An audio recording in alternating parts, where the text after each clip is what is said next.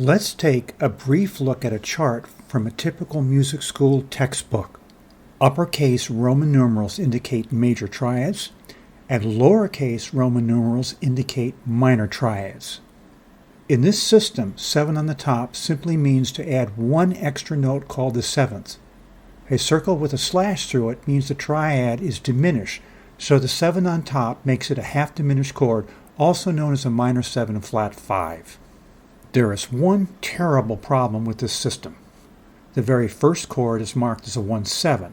That is easily confusable with a C7 chord, but it means a C major 7 chord. The same thing happens on a 4-7 chord. That 4-7 chord is really an F major 7 chord. I was taught this system at FSU many years ago, and later I was unable to transfer this knowledge to letter chords in a dance band. I had to get help from jazz musicians to straighten out the problem, and it took me a long time. I prefer the Berkeley Roman numeral system. It unifies letter chords and Roman numerals so that they do the same thing. They don't conflict. All degrees in the scale are numbered from the major scale, even if we are in a key that is minor or we are using a mode. I am doing a similar chart using the system I used. Let's start out with what it looks like in C major.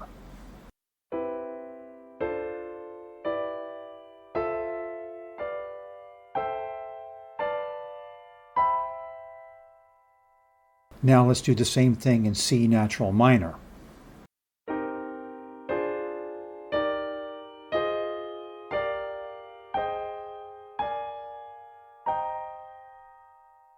Letter chords are great for describing chords in a key, but when we go to a new key, we have to change all of those letters. So let's move to D major and watch what happens to the Roman numerals. It turns out they don't change at all. Once I have written something with Roman numerals, I can use it in any of our 12 keys and the numbers don't change at all.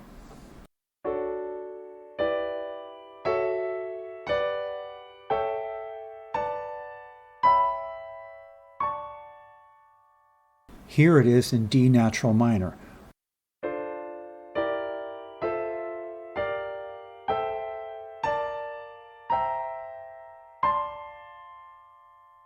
Once again, I just copy my first example in C natural minor and transpose it up a tone.